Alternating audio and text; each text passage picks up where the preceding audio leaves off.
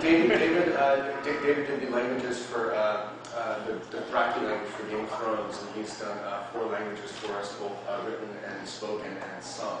So what you're hearing is songs that are sung in one of the alien languages with Bear's conception of what their music sounds like, and there's whole. And what's kind of great about the show is that every one of our department heads really puts a lot of thought into what are the various alien tonics scales, like how do they form their music, what are the rhythms that they use, what kind of instruments that they use. David applies the same thing to how does culture affect language, because language and culture go hand in hand. So a lot of the work that David does is figuring out, okay, well, what do these people think about the weather? What do these people think about their caste system? What do these people think about the societal structure of their families? And all of those go into little nerdy book reports that each one of our department does, and I have my writers do them, and they become one gigantic mythology wiki that's searchable and that Tryon and the TV show has access to. So, for example, if Gary has to design an interior of a stratocarrier, he can look up stratocarrier on the wiki, and it will tell him what they look like, what they were used for, and everything that we know about them to date, and that will help him and his animators figure out how to make it look as consistent with the universe as possible. So that like actually is a perfect segue, because the next segment is actually about David. So, but before we go, I just have a question for you, Gary, which is, you mentioned earlier about the challenges of some of the game elements that, in terms of color and all those elements. What were some of the other things? You know, what's unique about this show, obviously, is that there's a lot of assets that we got that were developed by Nick and Rob, the game guys, that you then inherited. How did that help you, and how did that hinder you? Well, what's been very interesting for me is continuing to learn more and more about this whole process, because what we're doing is unique. I mean, it's easy to say that, and you hear that a lot, but this really is different. For me in particular, working with Tryon and trying to figure out common ground. And early on, I started calling the work that I was doing my open architecture, design of the show, with the intention of saying to Tryon is everything that I design for the show, even if we don't have an immediate plan for the game, even if it's not going to appear immediately in the game in the startup, let's design everything that we do for the show so that it can flow smoothly across the game. And because they've been so supportive in bringing their materials to me and allowing me to access their original 3D models and be able to build based on those. But as I said before, it's more than just the designs. It's also how everything works, how the legs work, for instance, on the saber ball, and getting an agreement there that we feel comfortable moving ahead and work seamlessly between the two environments. And that's what it's really all about. We want that experience to be able to go back and forth smoothly, so that there's no confusion between characters or environments, that it's very clear to them. Cool. Okay, thank you. Thanks, Gary.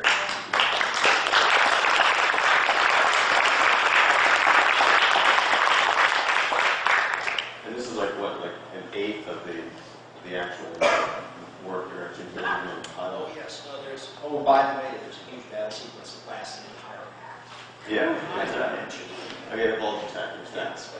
All right, well, Kevin already did a phenomenal job of introducing David Peterson. So David is created these languages. He's actually put together a bit of a PowerPoint to talk about what went into that and what they are.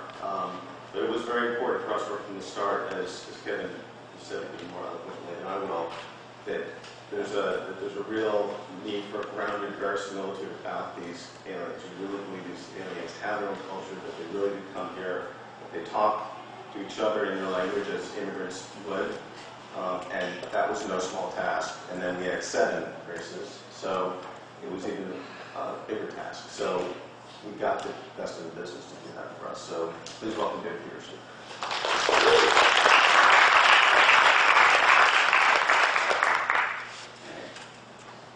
So, how's it going? So I'm here to talk to you about the alien languages that we've done for Defiance. And I think that what I think was really impressed upon me at the very beginning when what I heard about the entire project is that this is probably one of the more unique situations, at least for a television show or a movie, that I think I've ever seen linguistically. So first, it takes place on Earth, so it's not going to be an accident that people are speaking English. English is just around. It's on St. Louis, so it's still kind of like the medium of communication. But it's kind of a fascinating linguistic contact situation where you have a whole bunch of different alien races, each of them with their own unique culture, their own unique language. And they're all bringing them, and everything just gets to mix together and become a huge, gigantic linguistic mess, which to me just sounded like it was just, I am still a kid in a candy store. It's just absolutely wonderful to do. So I wanted to just show you a little bit of what I'm doing here, and go to the next one. One of the things, I think, one of the reasons, one of the questions that a lot of people ask is why create a full language for something like a TV show, something like a game or a movie. And really it's about authenticity, it's about verisimilitude, and what adds to that is the little details. So this is actually a picture I took on set when I first came here back in May. This might look a little differently if you go to look at it now. But one of the things I thought was neat, there's just this truck here, and it's just a part of a wall somewhere, but go ahead and click the next thing. You see right here, we're in Ontario, but we have a Missouri license plate on this guy.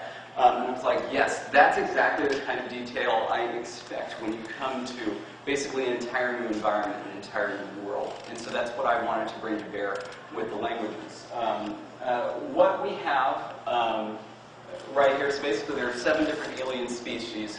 4 of them have kind of a linguistic palette, and then these, the 2 top here, the Castithans and the Erathians, they're the ones that have the largest languages. I think Castithan is up to about 2,000 words right now, and Erathian about, Erathian 2,000, Castithan 1,300.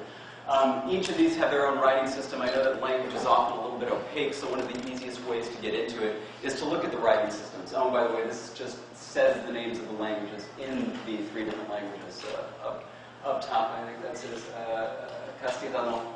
Next is Erati, and then next is Indojistan. All right, so in developing these scripts, you've probably seen these hexagonal things around. The indigenes are these aliens that have all of these genetic and prosthetic enhancements that you're going to get to see in the show that kind of allow them to function much better than your average sentient being. And so I figured, okay, this is my opportunity to create something not inauthentic, but a little bit constructed. So it's like I created this, it's not really an alphabet, it's more of a syllabary, where I thought that...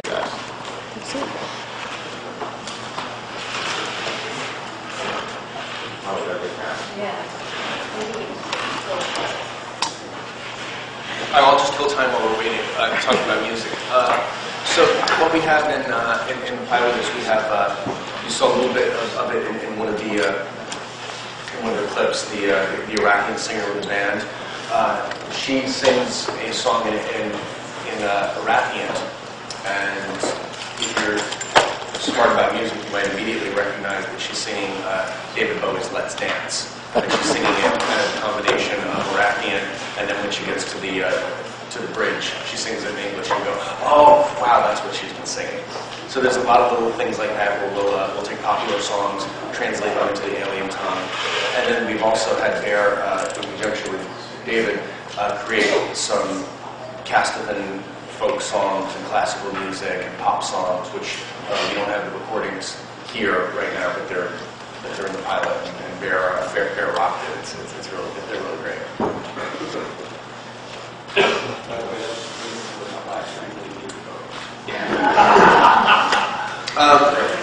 So as long as we're sitting here waiting, if there's any questions I can answer, I'm happy to. Yes, sir. I got a question about the location. Why St. Louis? Well, St. Louis, it's right in the middle of North America, and I always loved the idea of the gateway arch. It was the gateway to the West, and it took them many years to actually get it built. But there was for me, it seems that if you're doing a show that is essentially it's an immigrant drama, a melting pot drama, St. Louis is a really great place to convey that, the idea of moving forward from what's safe and what's known into the great unknown of the American West. It just seems like it's kind of a cool metaphor. So that's what I like about it. State budget too. How much does it cost to make an episode? Mr. Murphy, we're going to sit over there. What was the question? How much does it cost to make an episode? This is a really expensive. Ask him. And on that question, we're going to bring up fast. Thank you. We'll get to that after. I know the answer, but you're going to have to get me drunk first. Please welcome our guest, Greg Bowler.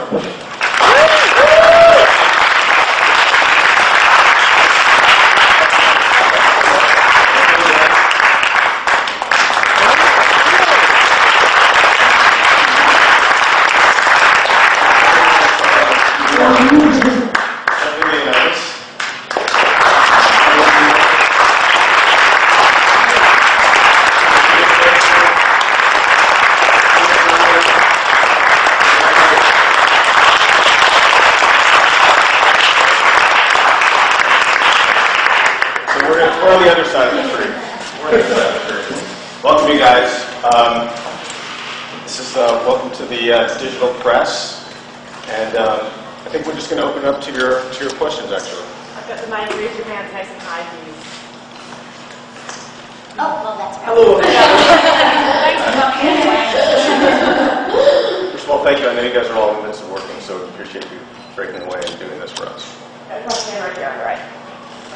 My question is for Grant. Just looking at pictures, you sort of look like you have Han Solo, Indiana Jones swagger there with the leather jacket and that.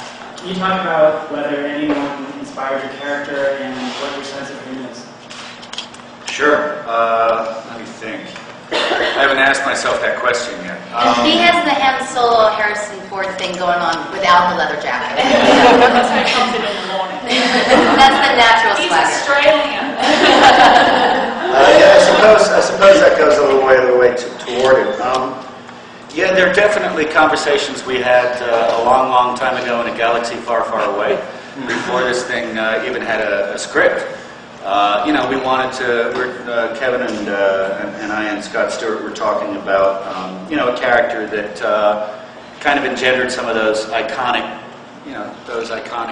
parts of those iconic kind of past characters.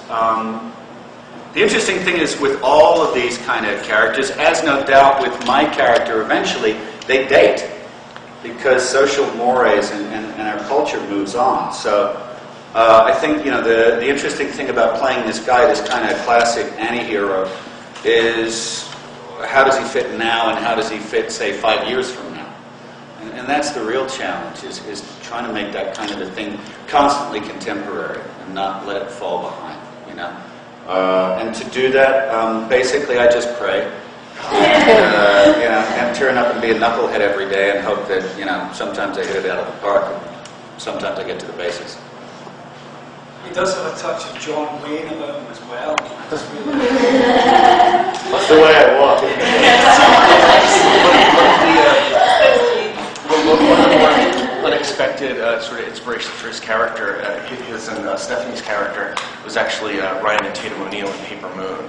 That the fact that they're this itinerant father and daughter, the dad's not really a great guy, the daughter is wise beyond her years, and they kind of go from town to town, essentially screwing people over, and that's kind of their backstory.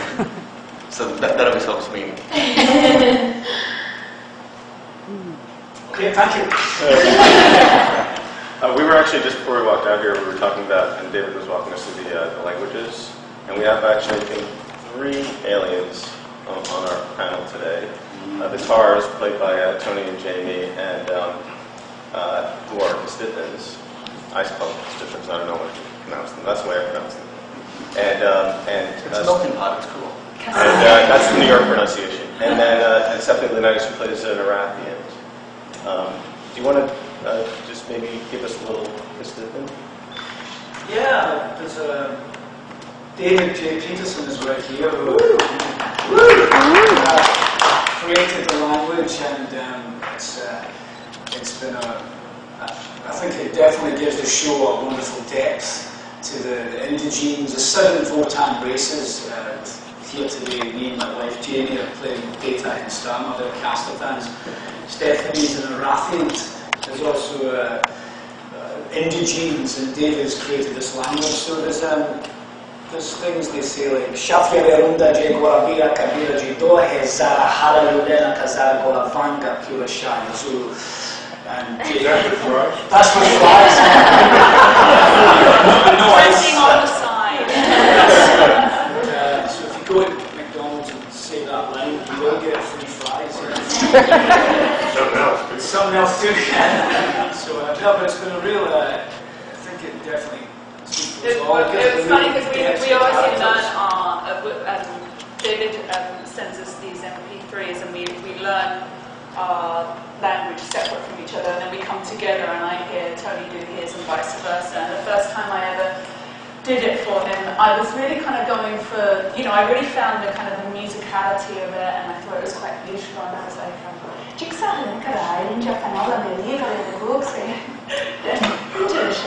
and I did it for him and he said, oh my God, is that how you're doing it? He said, you sound like a Thai hooker. I was like, I decided to make that part of my character. Date Stamatar, Jamie plays, she's more of a higher caste than Data. I'm more of a raised on the streets. She's a lady, and it's incredible how they both have come together. But she probably speaks more properly than I do in Castleflag. That's why she sounds like a private couple. God knows why. Sounds like a good story. It's a good story. So that's the language. Thank you. What's really interesting with the languages though as well is that we actually have started to understand each other. Like, we've actually created, you created these incredible languages that actually I know more Arabic than I do anything else. It's become real, and we can actually converse with each other now, which is incredible. We can also swear. I was saying to Kevin the other day, I was like trying to argue a point to do with an issue I have with my character, and I was like, and Stumble wouldn't do that. Stumble would be out the door before Data could say stop. What am I talking about? It's great to actually, because we've seen some television series, obviously, you can't say the F-bomb or this or whatever, but in the world of Defiance, you can. But obviously, maybe that won't be subtitled. Subtitles I read, and I'm like, you cannot put that even in it. There's some stuff in the recent episodes we've got, and it's like, my goodness, that's going to be. Yeah. Any other questions? Julie, you have been on quite a bunch of TV shows playing very versatile characters. How is your character on this show different from what you've done in other shows? And how did you prepare for the role? After Dexter, I was looking for a very strong, dynamic woman to play.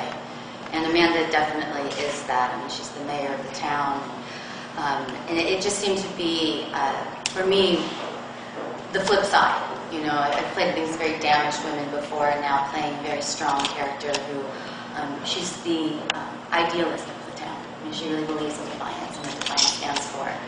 And she's pretty much like the voice of Defiance.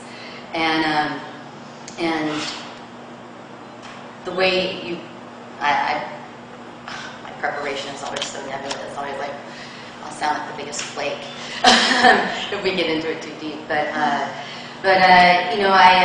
I really focused on her strength and her power. A lot of it is in clothes I wear and how I stand. Like with Rita and Dexter, I could, play with my hair and have a lot more mannerisms and be, kind of vague.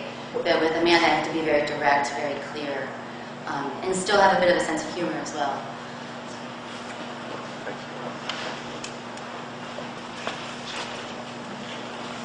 Since this is a new show for all of us, can you guys go down the line and introduce yourselves and tell us who your characters are a little bit? Sure. I'm Grant Bowler. I play Jeff Nolan, who is the lawkeeper of Defiance. Julie Benz. I play Mayor Amanda Rosewater, and I'm the mayor of Defiance. I'm Stephanie Leonidas, and I play Irissa, who is an Arathian alien, kind of his stepchild, alien stepchild. Red-headed stepchild. Literally. I'm Jamie Murray, and I play Stamatar and a Cascathan, and I'm married to the lovely Daytactar. I'm Nia Kirshner, and I play Kenny Rosewater, and I My name's Tony Cullen. I play Daytactar, Stama's husband, and Daytac kind of has he runs the underworld, underbelly of Defiance. Ray Reed, I play Ray McCauley, and I run the more legitimate part of town. Allegedly. I own the Gluonite mine, which certain people want to get their hands on. We have a question back here.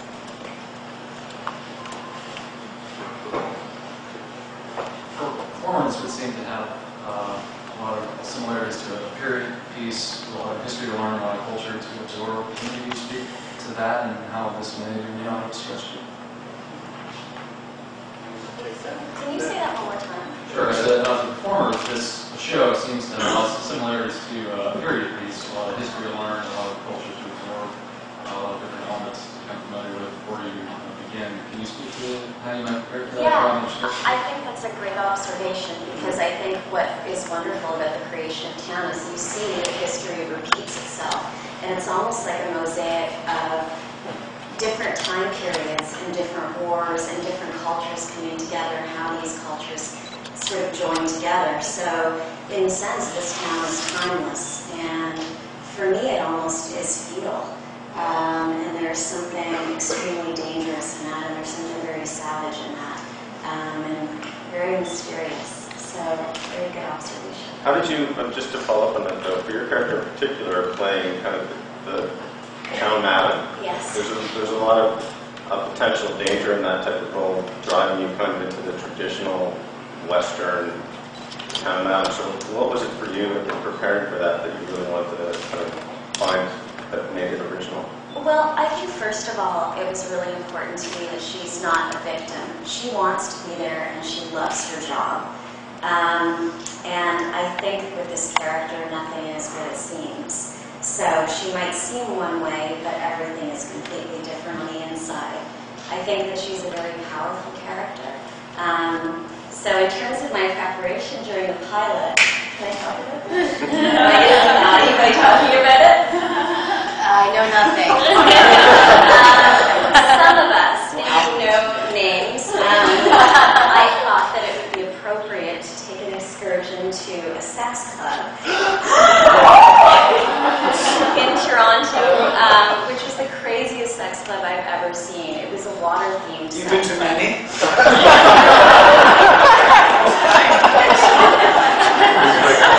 I'll never be back. It was interesting to see sort of this atmosphere of complete hedonism, and what I really took from that, and different cultures in terms of harems and in terms of views of sexuality, is it's a complete free-for-all for fantasy, and it's a place you go to explore whatever you haven't been able to explore on the outside world, and she's sort of the key into this world. Yeah. All the hands go up now. That's really good for the next 6 months. This is a question for all of the actors. There's a lot of green screen work on the show. How difficult is it for you to be acting against nothing?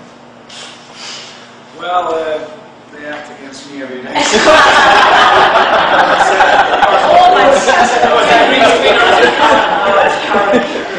Oh, well, it's much the same, really. You know, you just really have to put your faith in the people whose job it is to this visual effects, and you just have to put your faith in the director and the visual effects, and you just have to trust and just pray that you're actually reacting to what's really there, you know, and that it's a lot asking a lot of questions, you know, a lot of questions, trying to get a really good idea. Sometimes they have visuals to show you, but it's really just kind of getting the director to pretend to be a monster. Yeah. You just have to really just take that leap of faith and just trust. But some of the, like maybe 15, 20 years ago, what we see in movies, in a sort of visual effects area, you know, maybe you couldn't afford to do that in television. But now, I think you're doing your action, or whatever the actor is doing at the time, and what's happening behind you.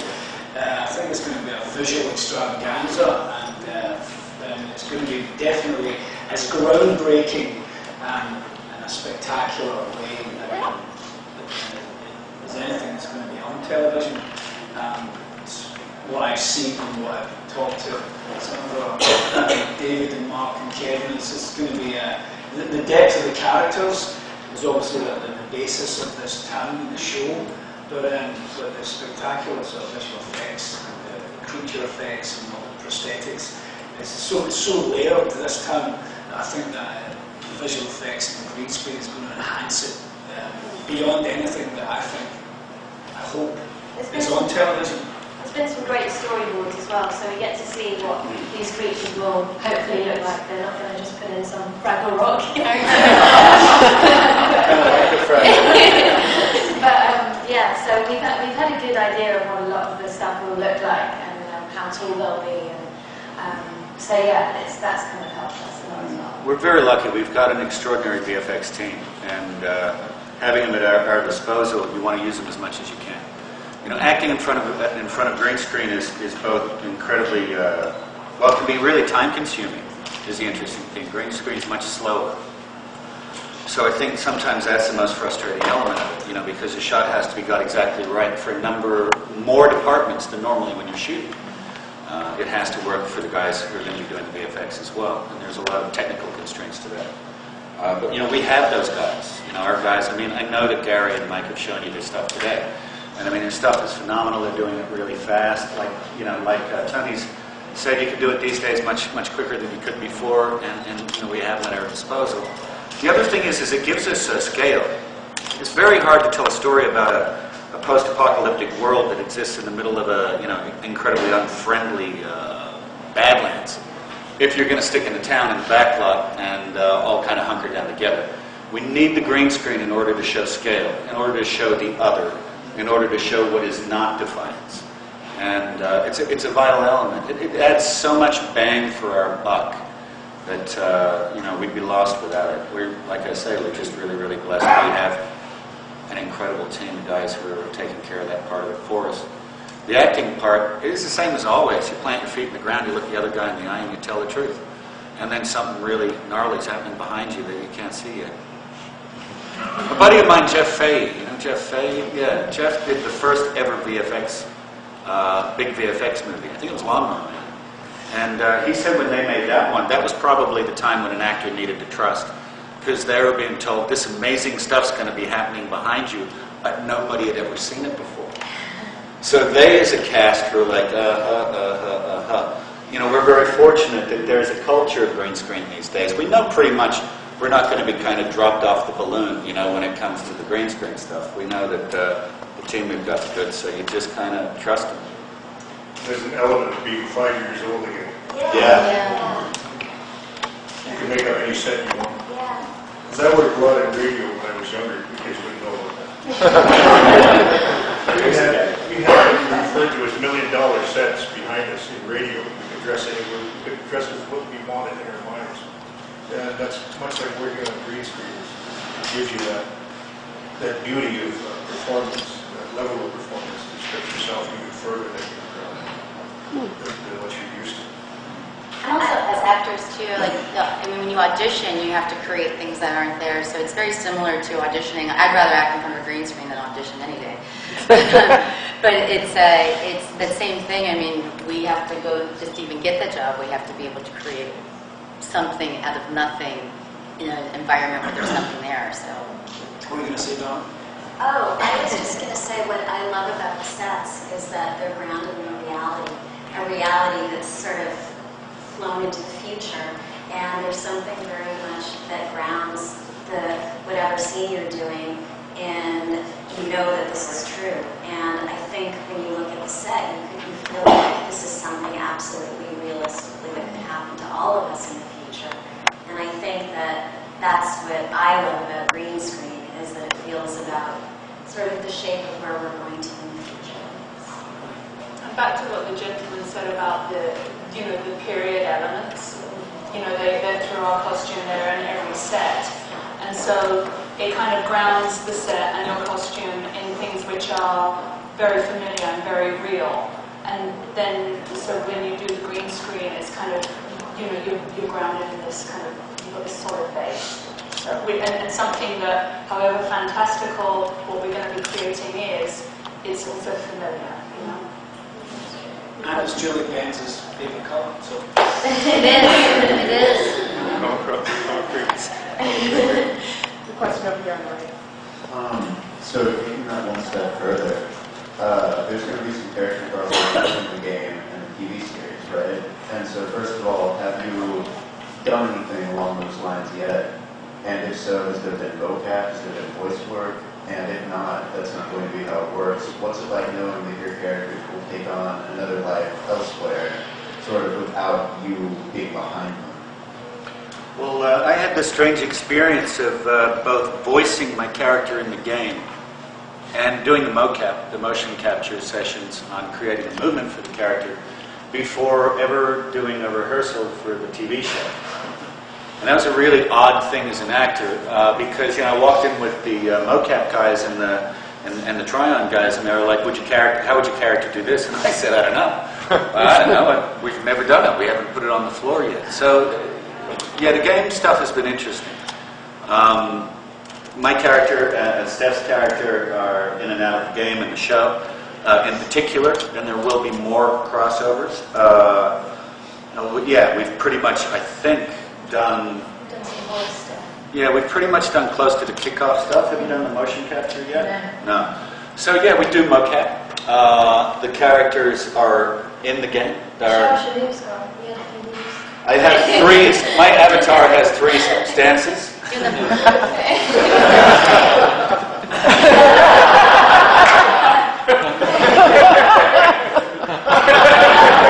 uses those in every scene. I've actually now seen my entire acting range. We roll through all three in every scene. I can do it. I can do it in a kilt. I can do them in anything. So yeah. So we the game stuff with the show. Yes, there is like that degree of integration. Yes, there will be, in an ongoing sense, that degree of integration. That there will actually be characters who physically appear, not just talked about, but actually enter the game and the player can interact with in the game universe. And that will change. The characters will change. And when, where, and why. The storylines of how and why they come into the game and exit again and back into the show will be congruent with both the game and the show. And then we've already shot, although we won't mention it now, a number of kind of environmental or climatic events that cross over between the game and the show. There's also story points that seed the game from the show and will cross from the game back into the show. We're very fortunate, in order to do this congruence, in order to find the synthesis between two media, we're very fortunate in that the game is a MMORPG and is therefore a pervasive world. It continues to exist even when we stop shooting. You need one of these worlds to stop. One of them has to stop so that we can reseed, reboot, and resynthesize. And from an audience's perspective, if you are both watching the show and playing the game, that becomes seamless from your end. But from our end, it gives us the opportunity to see how events unfold in the game and then kind of re-engineer so that it's a congruent universe in the show. That makes sense? Absolutely. Yes. Yeah. Once again, coming to the game, you said there's congruent points, and so I'm wondering, because I'm a game guy, how big is the influence of the game on the show? Is it just like smaller events that that you've already shot, or does the game really have big effects on the show where you still might have to reshoot something or change the script? The answer is yes, kind of, yes, no. Let me make that a bit clearer. Sounds like a date. We're going to talk after this. We'll find you something. Yes, there is a congruence. It is immersive, but I think what everybody is at pains to remind people in terms of this is that it's an additive experience. The game on its own can be played without watching the show. You never need to watch the show. The game is complete. Don't say that. The show in itself is complete. It is its own experience. What we've tried to engineer, and what we are trying to engineer, is a new kind of third-tier experience, which is an additive experience. So if you're both watching the game and the show, say, which is what the hypothesis we're talking about right now, yes, there are both major and minor events. There are both major and minor influences both ways in terms of crossover. However, because the game in a sense is more malleable than the show, because the nature of shooting a drama is that we script in advance, we shoot, and then it's really hard to go back and reshoot.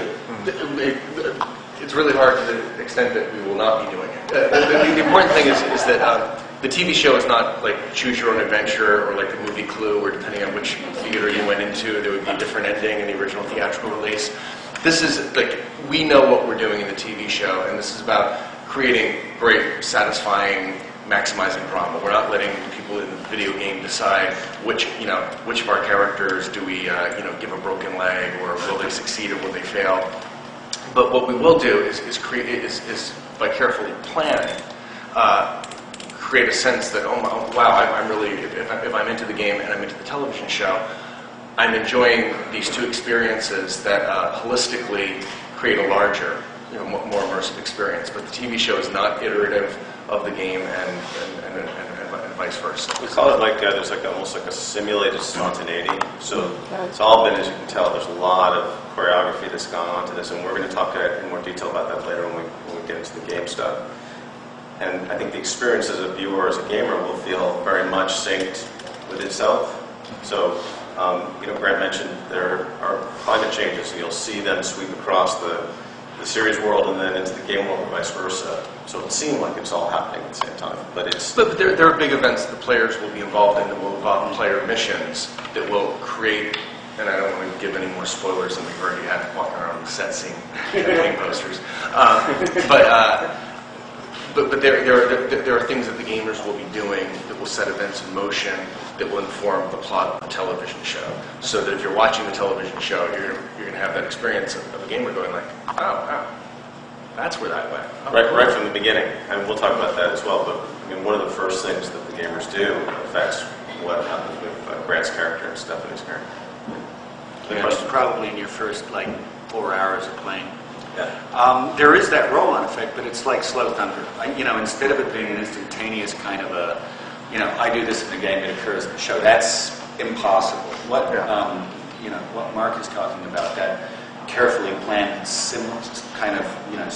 simulated kind of spontaneity. That's what we're doing. But there is the potential for the other as well, but a more slow boil than boom boom. And also, you've got these two platforms which are both talking about the same mythology of the same world.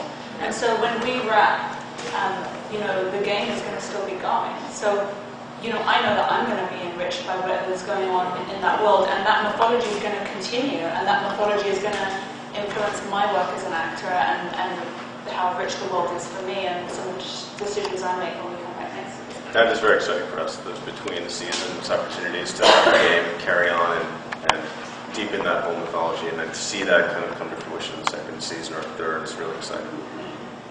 We have our last question.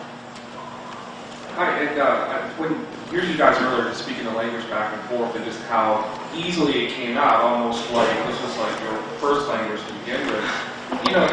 I'm always amazed by how actors memorize so much in terms of dialogue and stuff. But what kind of differences do you have to do in preparation for doing the alien language, and then also just coming out here and just right off the top of your head, just getting ready to share it again? Is it a different type of preparation in terms of bringing together your ability to just speak the language, or do you have to understand the language if you're speaking, or is it more kind of hearing the words and just trying to remember them and repeating? Well, I mean, the MP3s, David actually has a Castafan, a Rathian Indigene Bible. He has, it has phonetics, the grammar, everything attached to it. It's a whole total structure to these amazing languages that he's created. So you get it written in say Castafan, and then it's written phonetically, and then it's broken down again. So yeah, you don't just end up saying it. You obviously get it. And the way I approach it is, it's a repetitive nature for a rhythm for me to find the rhythm of the sound, and then integrate what I'm saying in English through the Castafan, if you like. So, but it does transform the way you look, the way you sound. For the aliens in the show, when you speak it, it definitely gives you such a wonderful otherworldly feel that it's such a wonderful, deep and integral part of the show that defines the languages. I think it was a real gift. I think with any character that any actor plays, hopefully every character he plays has a slightly different rhythm. But I definitely think that learning David's amazing language, and sounding like a Thai hooker, it really influenced the rhythm of my character. Kind of maybe earlier it didn't take me so long kind of to get there, and I kind of felt the creature that she was, and sometimes when you're kind of working in rhythms, it's almost like a little dance. It's kind of also you kind of helps you find your animal if you work that way. Maybe I'm more like a snake or a crocodile, and I find that earlier on. I'm a honey badger. Just saying. And each alien language has its own rhythm. Like Arabian is very different to Castafan, and they all sound. No one takes it. But yeah, it's we're a little more feral and kind of You are a little more feral, aren't you? That's the character? At one point during the pilot, I had a line, an alien. I barely speak English. And Jamie was helping me, and then she pointed out that I sounded like an angry little Ewok. And it was pretty much the end of my alien. No, be more angry, be more angry. I was like, okay, pull back from the angry. You sound like an angry Ewok. That was my last dive into the alien. I like to crush my fellow actors. What's not your first language? Well, English. I barely speak English. All right, so I think we're going to basically just bring in Paul Jones and talk a little bit more about our different alien races and to see kind of what they look like in their full makeup. Kevin, you're going to walk us through the various aliens. Okay. You're right. And we're keeping our eyes with us. Awesome. Okay. The alien parade. Oh, yeah, I think they're actually going to be like descending the stairs, so like almost like a fashion show. This is how it follows.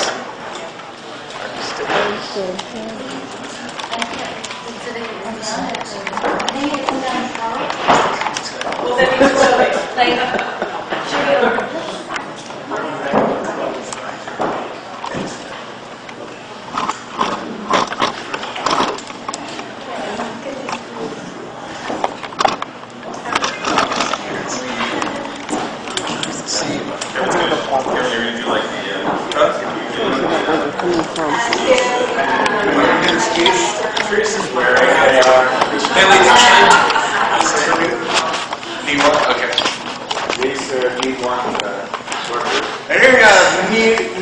workers. They are courtesans with class and style.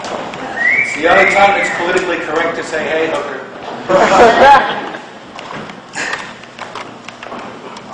Come on, come on. just a normal Monday morning. This is how we roll in Scarborough. You 10 o'clock, you 10:30. Yeah. But Simonetta, who does her designs, she's made a very deliberate attempt to kind of mash up various areas and sort of gender roles and stuff. So you get a real sense that there's a little bit of masculinity in the feminine wardrobe and a little bit of femininity in the masculine wardrobe, which is part of what Kenya's character has brought to the mix. It's very inclusive. Okay. Thanks, man. Thank you. This is a Castithan holy man. We first did this wardrobe in episode 2 when we delve a little bit deeper into the Castithan religion. Masks play a big part in the religion. It plays in their wedding ceremonies, and it plays in this is a mask for a cleansing ceremony, which you do not want to be the center of a Castithan cleansing ceremony.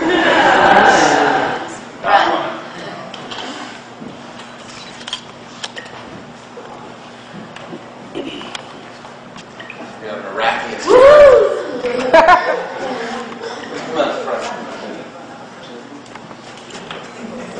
Attitude. So this is the Iraqi color palette, and this is not. We also have. Do we have a spirit writer at any point? So this is just Iraqi, but this is that's what she looks like when she's actually in her makeup. There's a prosthetic here that gives you this sort of animal look to it, and the markings here are actually more like animal markings, and they're unique for all the different Iraqis. They're not it's not makeup or anything like that. And they're not all red-headed, but mostly they are. And wait, see the context? Gives the eye, they give the eyes a very kind of cool alien quality. Okay. And then we have male.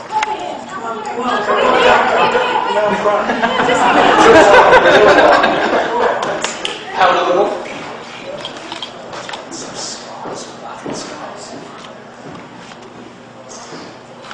That's the other thing. The Iraqis often look chewed up because they live in the Badlands and rough out. Yeah. You walk here. Scarborough on side,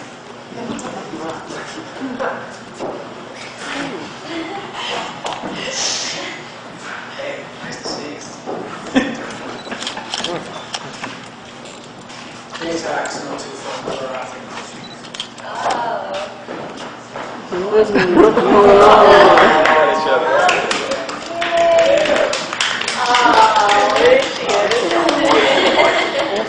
Hello, Jesse. This is Jesse inside a Jared, the Liberata bartender. Awesome. They're the Liberata get all the crappy jobs. They tend to be the serving race. They scrub the other hotels' toilets for them. But they have the best personality.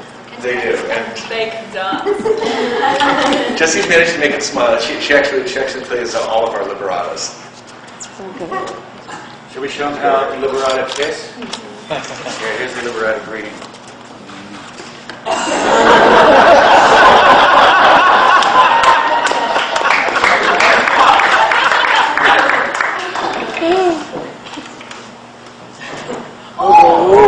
I love this guy. He's so So this is Kevin, our sense off. I mean, look at him. You're Raiga. Whoa! Wow. A Daytax bodyguard. And then there are different you can't even get a straight face in latex. So what we'll do is change out the hairstyles and to make them represent all of the different sense off. They're kind of the fixer class. They're artisans. They're great mechanics and artists, and they're also really great bar bouncers and muscle for guys like Daytime. They're great in bed, too. No, It's been my dream. I can't wait for the sense-off hooker. Well, we had the sense-off mothers for the first time a couple of weeks ago. And the sense-off baby. Yeah, but we had her drag and be the sense-off mother with the baby carriage. Come here, sense-off. Come over here. And also when he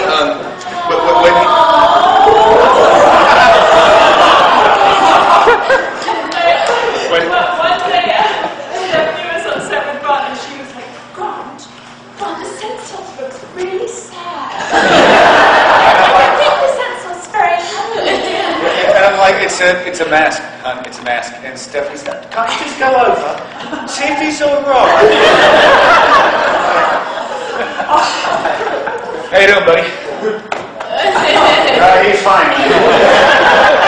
So what we will do when the sense-off has dialogue, Paul Jones, who does our creature effects, will actually be sort of like down here with a little like puppet gizmo, making the mouth articulate and do everything. And when there's no dialogue, it's just kind of a.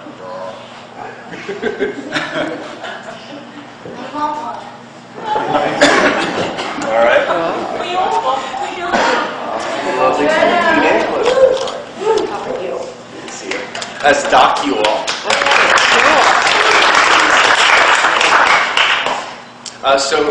Docuol is an indigene, and you will note if you get a close look at the pupils and the contact lenses here, they're hexagonal, which was what David was referring to earlier in his talk.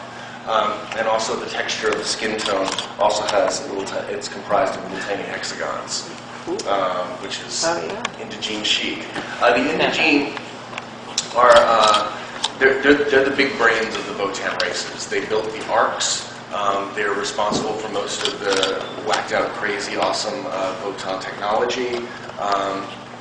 And during the Pale Wars, they were highly valued because their technological prowess was necessary to make the broken pieces of artwork, and they created a lot of new technologies. And Docuol herself may have done naughty things during the war that she doesn't want good people of Defiance to know about. I see the jacket. Did I see that? I know. This will be the new fall line. Helmet line, everybody. The great thing is you can do your pots and pans with it too. Any reason to touch it? Also, she can't see or hear. She has the toughest job as an actor.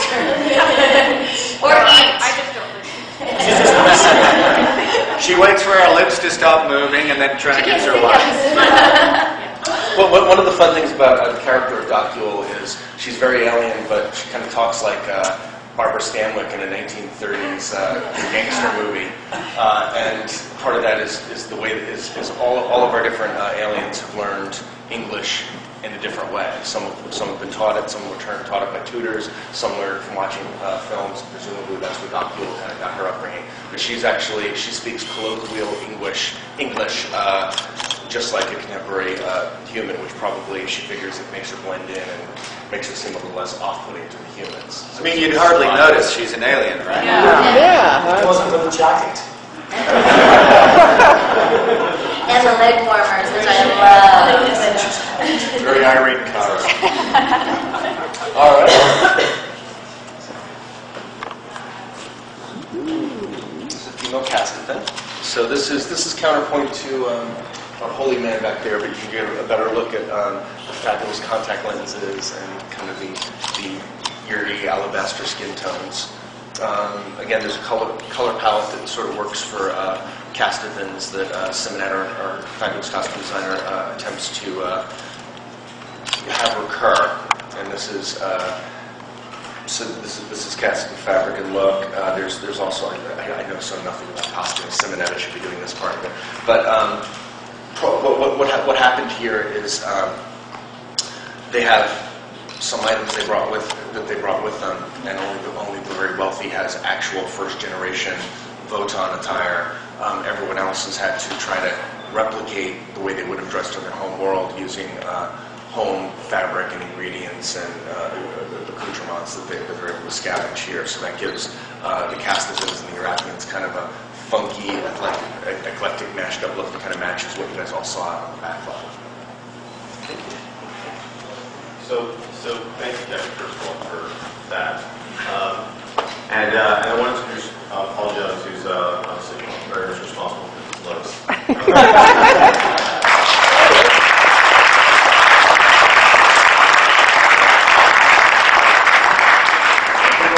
We're going to open it up to your questions about any of these makeups and looks or anything else about that. Are these, did the species evolve from same ancestor, or did they arise separately on separate planets? I'm sorry, could you repeat the question? Did they evolve? did the species evolve from like a common ancestor? They have maybe on this. I believe there's 3 habitable planets, and then there's that counting the Bulani planet. There are 3 habitable planets, but then there are also a couple. There's the ones you can. Is that where the Bulani are from? Yeah. Okay. So, the various races, they share the planet. The Arapians and the Castathans and the Liberata share a planet. So they evolved kind of as separate different races. What do you expect when you answer this? Do you know the answer? Who is on this planet? No, I don't.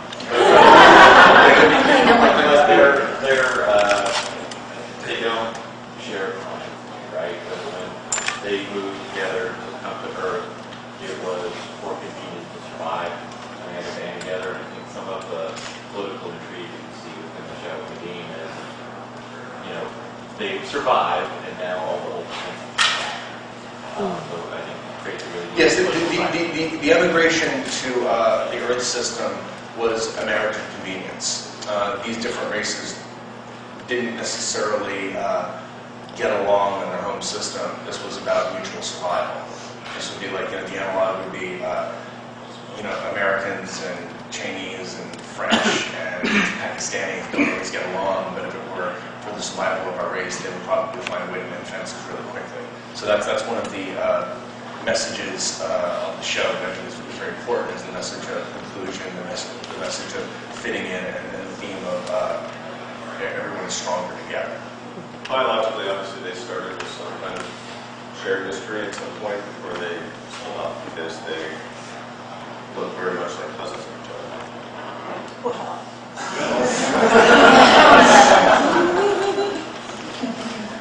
Any questions? And in Defiance, they become very well. It's sort of a united society, or trying to be at least. Oh, it's a united society, but there's all this hypocrisy and underlying speciesism, which is kind of quite beautiful to do. I was kind of saying to Kevin the other day, I was like, I hate humans. Only a little less than Erathians. They all smell, It's like, I have a point of view. They all have a point of view about it. Bigotry. Darcy. Do the races all stick to their distinct costumes, or do they switch? The question was, do the races stick to their distinct costumes? They definitely switch off. It really depends on, it's character specific.